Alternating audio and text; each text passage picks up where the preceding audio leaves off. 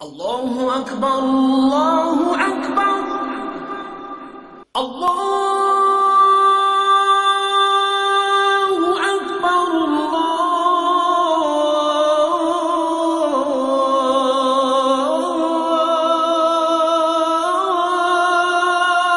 Akbar. Аса қамқор ерекше мейірімді Алланың атымен бастаймын. Мінекей құрметті көрермендер, Нұрнама бағдарламасы осыдан 30 жыл бұрын ашылған болатын телеарнада, Рахат телеарнасында. Сол кезде ол кезде діни сауаты, ешкімнің діни сауаты көп, ашылмаған сәт, әркім не деп айтса соған сенетін кез. Ал діни сауатты ашуды ең бірінші телеарнада қолға алған. Сол кезде 30 жыл бұрын құрылған Қазақстан мұсылмандар діни басқармасы жанындағы Ислам университетінің ректоры Нұржан Арыстанбекұлы болатын. Қазір біздің студиямызда сол 30 жыл бұрынғы біздің ең алғашқы Қазақстан жерінде дінді телеарнада насихаттауға зор үлес қосқан бауырымыз Нұржан Арыстанбекұлы келіп отыр. Ал енді Нұржанның біздің студияға келуі де бір таңғажайып болып отыр. 2 күн бұрын намаздан соң мен Алла Тағалаға тілек тілеп Алладан сұрадым. Алла Тағала өзің разылығың үшін бір сауапты іс жасағым келеді осы телеарна жұмысында. Маған бір нағыз уағыз айтатын, біздің қазақи бағытта өзіміздің бабалардың жолымен шариғатқа қайшы келмейтін, біздің қазағымыздың көкірегін ашатын, сондай керемет уағыз айтатын бір мұсылман адамды жіберші деп Алладан сұрадым. Бірақ ол кезде Нұржанның осы Алматыда екенін білмеймін. Кеше Нұржан телефон шалып тұр, апай қайдасыз деп. Сонда жаңағы осындай бір діни басқарманың құрылғанына 30 жыл болды деп. Ойбай бауырым, 2 күн бұрын мен Алладан тілеп едім, маған уағыз айтуға Алла сізді жіберген екен ғой деп, жаңа қуана бүгінгі күні Нұржанды Алла Тағаладан тілеп, тілегіміздің қабыл болғаны міне шын жыласа соқыр көзден жас шығады дейді ғой. Шын тілесең, шынымен де Алла тілегімді қабыл ететініне мен бүгін тіпті 100% көзім жетті. Сонымен менің тілегім қабыл болып, Алланың әмірімен Нұржан біздің студиямызда қонақта. Ал Нұржан енді 30 жыл бұрын біздің Нұржан қандай еді? Ал қазір біздің Нұржан толысқан, ілімді, білімді, сол бір біліммен тұрған жоқ, бірнеше шет мемлекеттерін аралап келді. Қазіргі сәтте Қазақстан мұсылмандар діни басқарма жанында Ислам университеті бар. Сол университетте қызмет жасап жатыр екен. Ал бір сәт 30 жыл бұрынғы кезді елестетсек, ең алғашында қалай басталып еді университеттің құрылуы? Бисмиллахир-рахманир-рахим. Ассаламу алейкум ва рахматуллахи ва баракатуху. Құрметті телекөрермендер, менде шынында өте қуанышты, сондай бір ерекше сезіммен отырған жағдайым бар. Шынында да жұлдыз дінге сондай бір ерекше үлес қосып келе жатқан сондай бір қалпы мен көріп те өзімде сон шынайы дінге деген, сол дінге жанашыр болған деген сол кездегі көзқарасым әлі өзгермеген екен. Мен сізге сондай шынайы өзімнің бірінші алғысымды білдіргім келеді. Осында арнайы біздің сол жүргізіп жатқан телебағдарламаңызды шақыртып осындай қонақ жасап жатсыз. Мен өзге сіздің дінге деген үлкен бір үлесіңіз мол амал деп білемін. Құрметті телекөрермендер, шындығында да мынау биылғы 2020 жыл біздің Қазақстан мұсылмандар діни басқармасына бұл ерекше бір мүбәрәк жыл деп айтсақ болады, берекесі мол жыл деп айтуға да болады. Неге десеңіздер, осы 1990 жылы, осыдан 30 жыл бұрын біздің Қазақстан мұсылмандар діни басқармасы өзінің дербес басқарма ретінде, бұрын біз өздеріңіз білесіз, Орта Азия діни басқармасына бұл кезде Ташкент қаласында болатын, соған бағынғанбыз. Сол кезде біздің діни басқарманың негізін қалаған бас муфтиіміз Рәтбек Қажы Нысанбайұлы сондай бір ерен еңбегімен сонау есінде Мәскеуден арнайы сол құжаттардың рұқсатын алу мәселесін сол жақтармен бірге келіссөздер жасау арқылы сол кісінің сондай бір шебер бір хикметпен дана өзінің көзқарасымен осындай бір дүниені алып келіп біздің Қазақстан мұсылмандар діни басқармасының іргетасын қалаған еді. Оны содан Қазақстан мұсылмандар діни басқармасы құрылып, арнайы ол жерде бағдарламалар жасалып, мектеп медреселер ашылу, ары қарай жаңағы кітап журналдары, діни календарлары, мешіттер соғу деген мәселе, ол өздеріңіз сол жылдары өзіңіз өте жақсы білесіз. Мен өзім сол 1992 жылы арнайы сол муфтияттың жолдамасымен Мысыр еліне сапарға шығып, сол жақта арнайы Әл-Асқар университетінде 2 жылдық арнайы бөлімін бітіріп, муфтиятқа оралдық. Муфтиятқа оралғаннан кейін сол Хазіреттің қасында көмекші қызметін атқардық. Сөйтіп 98 жылы сол Қазақстан мұсылмандар діни басқармасының жанындағы Ислам институты деп аталатын ол кезде.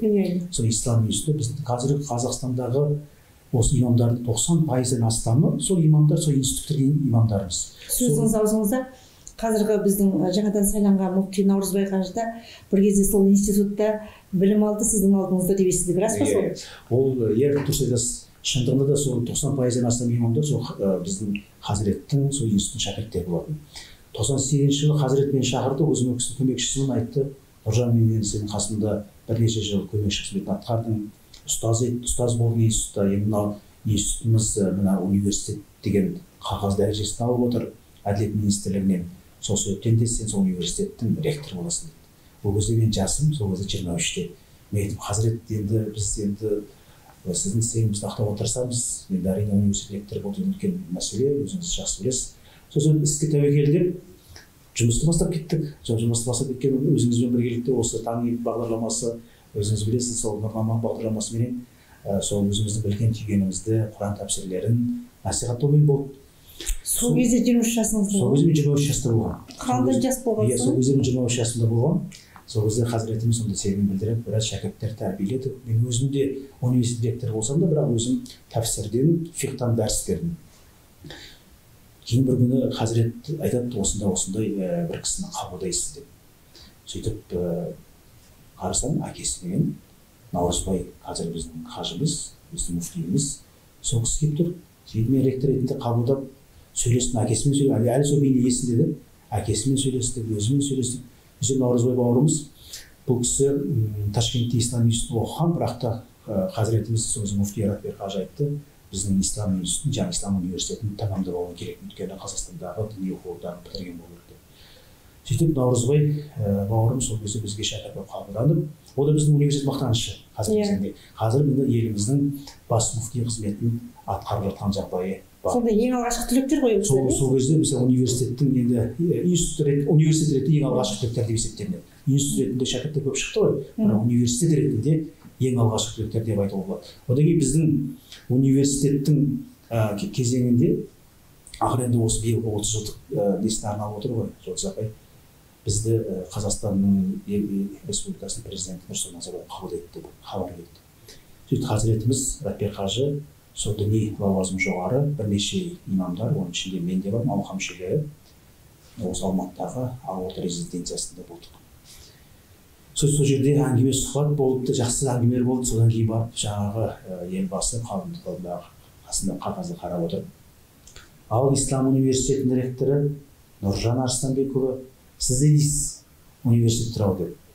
Сөйтіп мен айттым: құрметті мәртебелі елбасы, сізге рахмет осындай ілтипат жасағаныңызға деп. Мен енді өзіміздің университет жайында айттым. Сіз өзіңіздің сол мешіттің жанында қызыл здание бар ғой, білесіз ғой, сол қызыл зданиеде отырмыз дедім. Бір қанатында діни басқарма отыр, бір қанатында біз отырмыз, шәкірттеріміз күннен күнге көбейіп жатыр, бірақ атымыз затымыз сай болмай жатқан жағдайымыз бар, қиналып жатырмыз дедім. Ескі ғимарат, өзіңіз білесіз, қазір енді Абу Ханифа медресесі деп аталады уже. Сөйтіп сол кезде енді марқұм болып кеткен Сарыбай ағамызға қарсы отырған жарты қанатта анау Әл-Фарабидің бойындағы университет не болып жатыр өзі жағдай деді.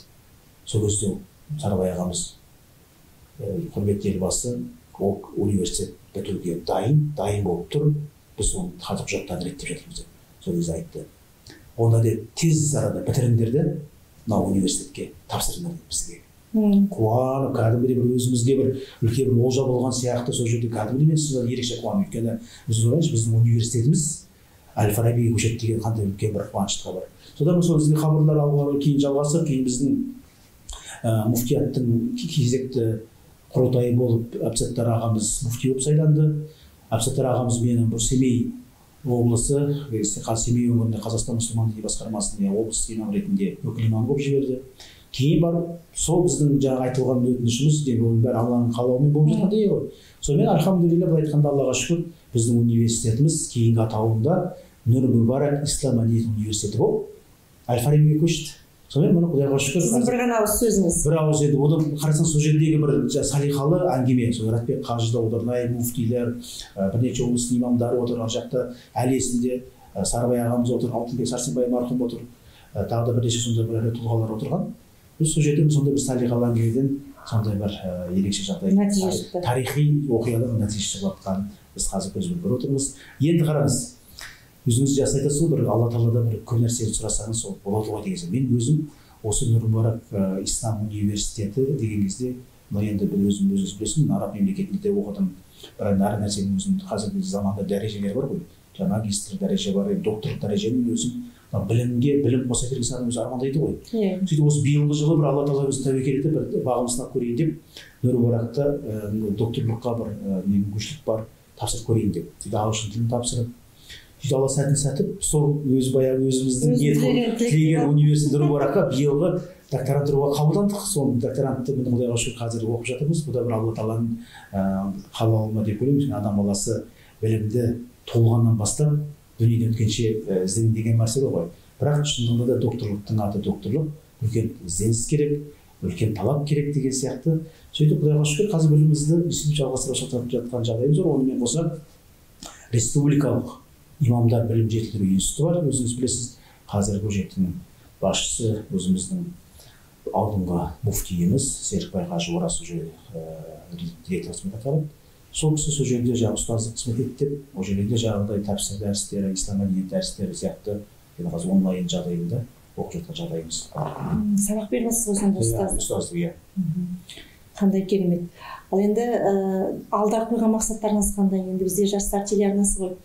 Жалпы жастардың қазіргі діни көзқарастары қалай? Өзіңіздің байқауыңыз бар?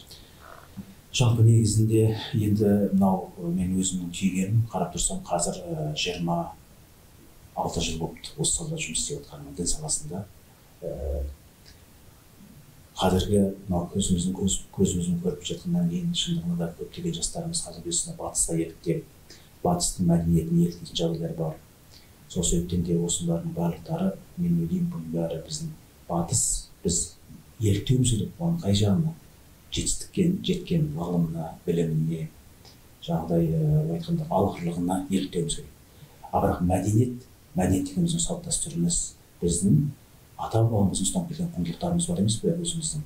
Біз сол кешегі сол құндылықтармен бүкіл осындай байтақ жерді біздің ата бабамыз қалдырған жоқ па? Сол кездегі сол қай бір кешегі өткен бабаларымыздың өмір тарихын қарасаңыз, барлықтарының жүректерінде иман, отанға деген патриоттық сезім болды. Сосын сондықтан мен қазіргі жастарға айтарым, жүректе бірінші иман болу керек. Иман бар жерде, иман ол бір нәрсені түсінуіміз керек. Иман ол бір сыртқы бейне емес, сақал қойып, балақты қысқарту емес, немесе орамалды бүркеніп алып деген мәселеге туындамау. Пайғамбарымыз өзі айтты, иман ол адамның жүрегінде болу керек. Жүректе иман, Алладан қорқу, Алланы сыйлау, Алланы әмірлерін орындау болатын болса, ол өзінің жемісін қоғамға береді. Біздің негізгі мақсатымыз қазір не? Сіз бен біздің мақсатымыз қоғамда тыныштық керек. Сіз қалайсыз ба? Сіз өзіңіздің кішкентай балаңызды, қазір кішкентай жас қыз балаңызды далаға кешке шығарып, ертең одан сіз қауіптеніп отырасыз. Қалай не болып кетті түнде біреулер ішіп алғанда тиісіп қойды ма екен, үйтіп кетті ме екен, немесе бір зат ұрлап кетті ме екен деген. Міне тыныштық жоқ жерде сондай адамда қауіп болады. Ал иман болған жерде сіз тіпті сол кезде біз айтады ғой, кешегі тарихта мұсылман діни насихатталған жерлерде дейді, тіпті дейді қыз бала дейді, бір мемлекеттен дейді, екінші мемлекетке бір өзі кетсе де дейді, бір тал шашы түспеген жағдайлар өмір сүрген екен біздің ата-бабамыз. Бір тал жерде өйткені әркім өзінің құқығын біледі. Қыз бала орны, ер азамат орны, біреуге біреу зиян жасамаған.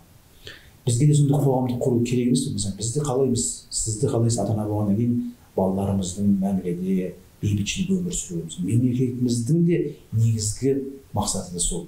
Сол себептен осы мемлекеттегі діни тұрақтылықты қамтамасыз ету деген сияқты мәселелер қосып жатқандағы мақсатымыз қоғамдағы тыныштық сақтау. Тыныштық сақтау үшін тек қана сол имандылықта ғана. Мен сол имандылықтың арқасында біз барлық нәрсеге жетеміз. Өркениетке де, білімге де, ғылымға да жетуімізге мүмкіншілік болады. Өйткені имандылық ол жаман нәрселерден тыюға шақырады. Имандылық біреуге зиян, қиянат жасаудан болмауға шақырады. имандылық бір өтірік айтпау. Имандылық деген енді айта берсе әңгіме өте көп. Біз кей кезде имандылық деген мешітке кіріп алып намаз оқу деген мәселе емес, азаннан кешке дейін. Имандылық деген 5 уақыт намазыңызды оқыңыз, Аллаға сеніңіз, бірақ сіз қоғам үшін жұмыс жасаңыз. Міндетті түрде діни адам болу шарт емес. Сіз дәрігер болсаңыз да, сіз жүргізуші болсаңыз да, сіз бір қоғамның қарапайым азамат болсаңыз да, бірақ жүрегіңізде иман болып, жүрген жеріңізге иманыңызды шашып жүрсеңіз, яғни былай айтқанда салт дәстүрлермен, құндылықтарменен қоғамға бір пайдаңыз тиіп жүрсе, мен ойлаймын, ол қоғамда ол береке болады. Бұл осы нәрсе бізде осы нәрсе ауытқып жатқаннан кейін қазір неше түрлі бұзақылықта, маскүнемдікте, нашақорлықта, зорлық-зомбылықта неше түрлі нашар жағдайға бара жатқан жағдайымыз бар. Бұның бәрі әрине аянышты, өкінішті. Сол себептен құрметті жастар, әлден қазіргі мәселе кей кезде кейбіреулеріміз түсінеміз, ата-аналары, кейбіреулердің ата-аналары балаларына тәрбие бере алмайтын жағдайлар болады. Өйткені біздің ата-анамызға қарасақ, ата-анамыздың өз азаннан кешке дейін ішіп бір-бірімен төбелесіп, бір-бірімен қарғысып жатқан болса, балалар оны көріп біз қайдан тәрбие аламыз дейді ғой. Біз кей кезде сұрап жатады, әйел қыздары, біз насихатқа табамыз деген сияқты. Сол себептен міне қандай қойға шүкір сіздердің бағдарлама ашып жатсыздар, муфтияттың қазіргі халық арнасы бағдарламасы. Сол сияқты адам өзі ізденсе, имандылық іздесе, Алла береді. Сол үшін Құран кәрімде Құранның барлықтары біздің кей кезде ойлайды, Құранның барлықтары қарап тұрсаңыз бір керемет ғылым екені сонша сіз айтасыз, мен дұғам қабыл болғаны деген сияқты Алла Тағаладан шарт бар. وَإِذَا سَأَلَكَ عِبَادِي عَنِّي فَإِنِّي قَرِيبٌ أُجِيبُ دَعْوَةَ الدَّاعِ إِذَا دَعَانِ. Егер де менен дейді, ей Мұхаммед, сенен Алла Тағалаға сәлем болсын, сенен Раббы Алла Тағала қайда деп сұрайтын болса, сен оларға айт. Алла Тағала біздерге өте жақын. Олар егер дейді, егер шарт бар, егер олар менен дұға етсе дейді, мен олардың дұғаларын міндетті түрде орындаймын. Демек, Алла Тағала айтқан жоқ қой, олар үндемесе де мен дұғаларын қабыл етемін деп айтқан жоқ. Егер олар менен сұраса, мен беремін деп тұр. Сол себептен жүректе иман болу үшін Алладан сұрап. Алладан сұрағанда да кейбір адамдар айтады ғой, сұрадым, ананы істедім, ешнәрсе болып өзгерген жоқ. Анау ішіп жүргендер жағдайы ары-ары кетіп барады. Менікі сол тұр, күйіп қойды, жоқ, олай деп еш уақытта айтуға болмайды. Өйткені мен оны айтамын да, пайғамбарымыз оны айтқан. Сендер Алладан сұраған кезде дейді, Алладан жалынып жалбарынып осы Алла Тағала деп ана бір кішкентай бала ата-анасына бір нәрсені сұраған кезде қалай сұрайды? Бір нәрсені әпер десе, әпере салмайды ғой. Қоймайды. Мама әпер, әке әпер, қоймағаннан кейін қоймадың ғой сен деп әпереді ғой. Сол сияқты Алла Тағаладан соны жақсы көреді дегенде. Алла Тағала маған бер, жақсылығымды бер, жүрегімді аш, тазалыққа, жақсы адамдармен болуға деген сияқты сондай сөздерді айта берсе, Алла Тағала күндердің күнде сізге осы нұрын ашады. Бірақ сәл сабырлық керек. Сол сабырлық деген нәрседен біз әлгіде сабыр сақтамай нәпсімізге жол беріп қоятын жағдайларымыз бар. Сол себептен мен айтарым жастарға жүректе иман болып, жақсылықты Алладан күтіп, өзіңізде күте бермей, әрекет жасап, сабырлықпен ниет қылсаңыздар, Алла өзі жастығы береді. Өте жақсы. Енді Нұржан қазіргі сол кезіндегі мынау діни басқарманың жағынан ислам институты, ол университет ашылды, анау имамдардың білімін жетілдіру институты ашылды ғой сол кезде. Иә, дұрыс айтасыз. Сол кезде о да бір тарихи оқиға. Мен ислам университеті ректоры болып тұрған кезімде біздің сол кездегі Рәтбек қажы хазіретіміздің мен еңбегін айтып береді. Өте былай айтқан мақтанышпен. Мен айтар едім, кешірімдіғына да ол кісінің бір сөзі бар. Айтады ғой, жұрттар дейді, шығысқа қарап коммунизмді құрамыз деп жатқан кезде дейді, Рәтбек қажы мен дейді, батысқа қарап намаз оқығанмын дейді. Сол кезде маған айтты дейді, сен батысқа қарап намазың не керегі бар? Біз деген кетіп бара жатырмыз, коммунизмді құрамыз. Осында деген сияқты айтты дейді, бірақ мен Алла өзім айтқан уақытынан қайтқан жоқ. Бұл оқиға кешегі пайғамбарымыз қарап сол хазіреттің аузынан шыққан сөз бекер емес. Ода діни адам болғаннан кейін Алла Тағала мүмкін салған шығар, соның назарына. Мен оқиған пайғамбарымыз оқиғасын есіме түсіреді. Пайғамбарымыз не деп айтты? Құрайыштар, өйткені олардың өздерінің рахат өмірлерін сүріп жатқан кезде, бұттарына табынып жатқан кезде, білгендерін істеп, бірнеше әйелдерді алып, өздерінде бір жахилет адам өмір сүріп жатқан кезде, пайғамбарлық келген кезде, сода айтты, мынау біздің пайғамбар деп бейнемізді қалдырды. Анау болмайды, мынау болмайды деп басымызды алып жүр. Мүмкін бұған нәрсе керек шығар деп өздері ақылдасып отырып, не деп айтады? Осы шықсайды ғой. Деп өзінің ішіндегі бір жақсы сөйлейтін бір адамды жіберіп, Sen айтшы оған, айт, өтте деп қояды. Саған не керек дейді. Саған мансап керек болса, сол біз Құрайыштардың басшысы болшы. Саған сол керек болса, саған байлық керек па? Байлық болса, біз бәріміз жинап саған ақшаны берейік. Жоқ, саған қыз керек па? Қыз болса, ең әдемі қыздарымызды саған берейік. Бірақ сенен бір өтініш, тыныш жүрші. Ешкім пайғамбар, анау деген бізге айтпашы. Біз өзіміздің қалай өмір сүрдік, сол өмір сүріп кете берейік. Бізге сен баяғыда көп кедергі жасап жатсың дейді ғой. Сол кезде қараңыз пайғамбарымыз айтқан сөзі, Алла тағала маған сәлем болсын. Егер сендер маған оң қолыма күн, соң қолыма айды қондырам деп айтсаңдар да, енді ол болмайтын нәрсе ғой. Демек, болмайды, сол нәрсені айтам десеңдер де, істеп берем десеңдер де, мен өзімнің Алланың алдындағы қойғанда пайғамбарлық миссияның жолында жасаймын. Менің мақсатым менен алдын өткен пайғамбарлардың жолын жалғастырып, халыққа айтушымын. Бір өзі бастаған пайғамбар, қазір бұта бір ғибрат нәрсе, бір өзі бастаған адам қазір 2 миллиардқа жуық адам не деп айтады? Біздің пайғамбарға үмметімін ла иляха илlalлах Мұхаммад расулуллах деп айтады. Пайғамбар сөз түбі келеді, Аллаға сеніп, сонда бір ниет етті, сабырмен осындай жаққа жетіп жатырмыз. Сол сияқты Раббиғи қажыда мен де өзім бағытына кетіп бара жатырмын деп өзінің айтқан нәрсінен кеткен жоқ. Құдайға шүкір, тәуба, қазір күннен күнге мемлекет тарапынан да қолдаулар көрсетіліп, қазір мәселен жағдай жасап жатқан жағдайымыз бар. Мәселен біздің елбасымыздың қамқорлығына және Рубаракта университет құрыла ма, Әзірет Сұлтан мешіттері ашыла ма, тағы да мысалы жергілікті әкімшіліктерді мен өзім мынау оңтүстік қазақстан әкімшіліктер саласында істедім, дін саласында. Сол кезде де мемлекет тарапынан діни тұрақтылық қамтамасыз етіп көптеген көмектер ол кезде де тигізілді. Мәселен қарап тұрсаңыз, мемлекетте отырған азаматтар бұл Қазақстан азаматтары. Сізді, бізде Қазақстан азаматтарымыз. Олай болатын болса, біз бәріміз сол отан үшін, отанға бір үлесімізді қосатын бір тыныштықты сақтауға, өркениетке жеткізуге кез келген адамның мүмкіншілігі бар дегенді мен айтқым келеді. Жақсы, енді соңғы сұрақ. Осы бірнеше жыл шетелдерде білім алдыңыз, жалпы өзіңіз бір ойыңызды жинақтап бір кітап шығарамын деген ойыңыз болды ма? Алла разы болсын, дейді сізде бір менің ойымдағы нәрсені айтып отырсыз. Мынау Арабиядан келген кезде 2010 жыл менде ой болды. Мынау өзім сөзді тақырыпты құраған диссертациям жастар, жаңағы жастар арнасы деп жатсыз ғой. Құрандағы жастардың орны деген тақырыпты қорғадым. Мысал ретінде Каһф сүресіндегі оқиғаны айттым. Соны қорғап шықтым араб мемлекетінде, Біріккен Араб Әмірліктерінде.